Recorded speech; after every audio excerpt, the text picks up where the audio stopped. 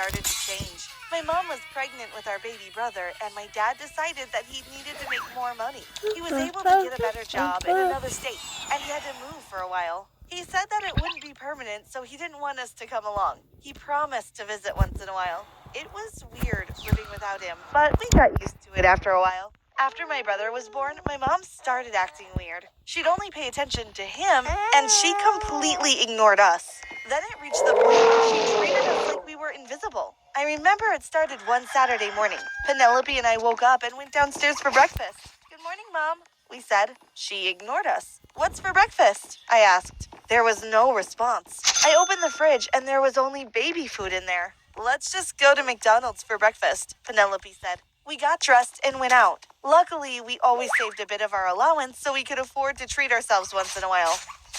"What do you think is wrong with Mom?" I asked with a mouth full of pancakes. "I don't know. I hear some women get all weird after having a baby. Maybe she'll snap out of it soon," Penelope replied. "I hope so," I sighed. Our mom ignored us for another week, so we continued eating out a lot. Then, as we were down to our last dollar, our dad decided to pay us a surprise visit. We came home from school on Friday and just saw him sitting there happily in our living room. "Dad!" we both screamed while running into his arms. "My pride and joy, my baby girls. How have you been?" he asked. "We're fine, but we think something is wrong with Mom," I said. Then Penelope nudged me in the stomach. My mom walked in with a bright smile on her face.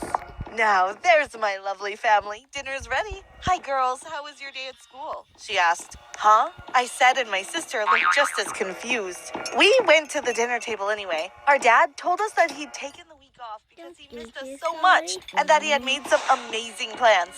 He let us take a whole week off school, and we went somewhere fun every day. It's almost like he forgot he had a newborn baby and a wife at home. The day before his flight, we canceled our plans and asked if we could all stay home together. We thought this would make our mom happy, but no luck. She was grumpy all day. The day after my dad left, my mom was back to ignoring us. She did this for about a week. Then she'd actually talk to us, but almost everything she said was hateful. I remember when we asked her if we could have some money to buy dresses for the school dance. "Why would you want to go to the dance anyway? I doubt any boy would ask you two out," she said. "Because you're both really ugly and dumb. I don't see why any boy would waste their time on you. Anyway, you're not getting any of my money." We were sad and eventually decided not to go to the dance. Another time, we asked her for permission to go to a friend's sleepover. "What kind of crazy person would invite you two losers to their house anyway?" she asked. "Samantha is our friend, Mom. She's been our friend since kindergarten. Don't you remember her?" Cassidy asked. "Why would I waste my time trying to remember your friends? Anyway, you're not going anywhere. You have to stay home to babysit your brother." "I'm going out tonight," she snapped. So we stayed home that night and had our own little sleepover with Jonathan. Cassidy and I were happy that we at least had each other and an adorable little brother. Still, we couldn't figure out what was wrong with our mom. It didn't seem like postpartum depression because she was very kind to Jonathan. She was quite happy too. She only became angry if she saw us or if we spoke to her. This continued for about 2 years. She treated us terribly and magically transformed into the perfect mom whenever my dad came home. Every time he came, he noticed that we had no... So he'd take us shopping. He continued to treat us like we were his little princesses. And every time he left, my mom became angrier. Her hatefulness grew worse and worse. Instead of just saying hateful things, she started making our lives hell. Penelope, did you wake up in the middle of the night to cut your hair?" I asked as I gasped at my sister, who woke up looking like a boy. "What do you mean?" she said while rubbing her eyes. Then she looked at me and her mouth dropped. "Where's all your hair?" she asked. We ran to the mirror, looked at ourselves, and screamed. At that moment, Jonathan walked in. "Mommy throw hair in garbage. Now I have big bothers," he said, then smiled adorably. We were confused, but went straight to the trash can to check. And there it was, her beautiful hair under some old banana peels. We cried, and when our mom came in laughing, we asked her why she had done it. "You spend too much money on hair products, and besides, your hair is ugly anyway. Just put on a hat and shut up," she said and walked away laughing. Our dad didn't come home for an entire year that year, and I think it was definitely the worst year of our lives. Our mother realized that she couldn't really break our spirits at home, so she tried to embarrass us instead. She did many horrible things, but the worst one was when she trashed our bedroom, took pictures, and came to our school and passed them out to our friends and classmates. She told everyone that we were dirty and never tidied up after ourselves. We became the laughingstock of the entire school. Our principal asked to speak to our mom that day because he didn't appreciate her doing that. While she was in his office, she told him that we were abusive daughters and she really didn't know what to do with us anymore. He called us in while she was there to scold us. Your mother says you twins are unmanageable. I'm going to give her the name of a boot camp nearby, and if I don't hear about an improvement in your behavior soon, I'll arrange to have you sent there myself. The next week, my mother went back to him and told him we had stolen her money. We were off to boot camp that weekend. It was an awful place for the most horrible types of girls we had ever met. We all slept in one huge dormitory which smelled disgusting.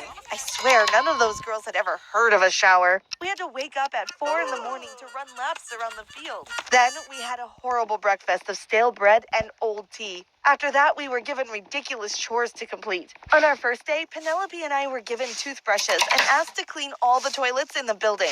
Then we did more running, push-ups, and all sorts of strange exercises, while huge women screamed at us. It was like receiving the worst sort of punishment for doing nothing wrong. We went home after a week, completely broken and exhausted.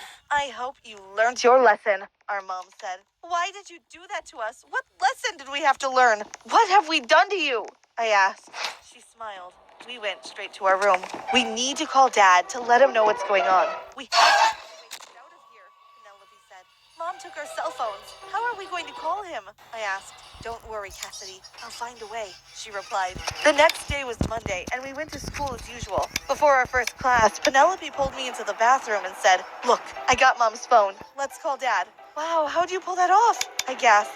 Just as I grabbed the phone, I saw a text message from our Aunt Suzette, our mom's sister, who was never really fond of us.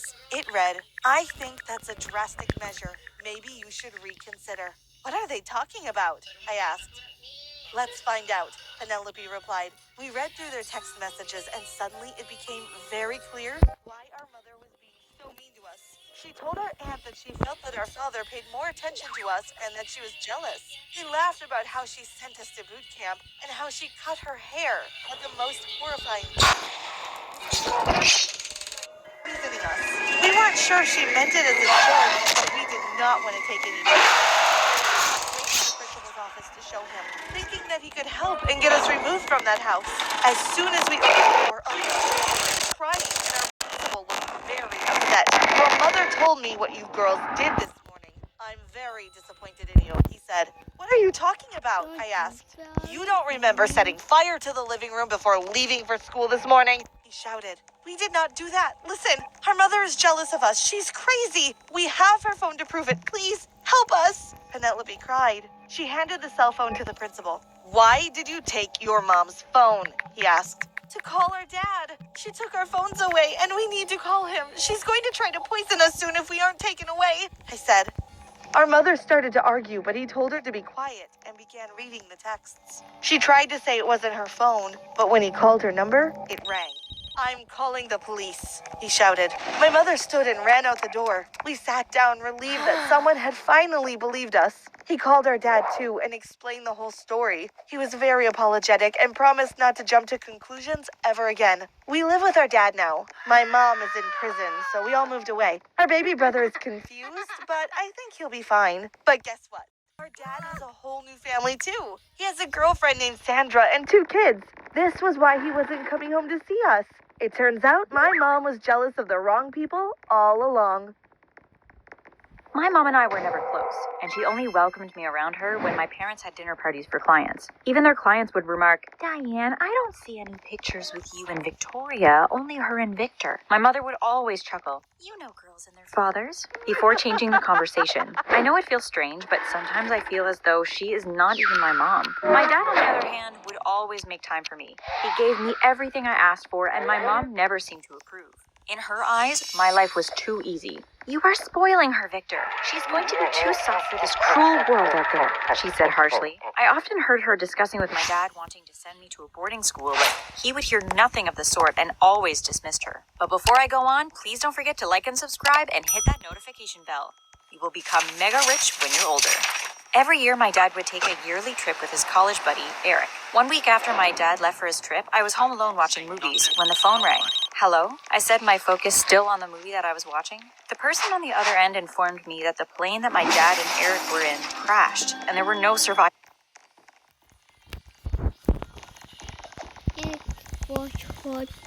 What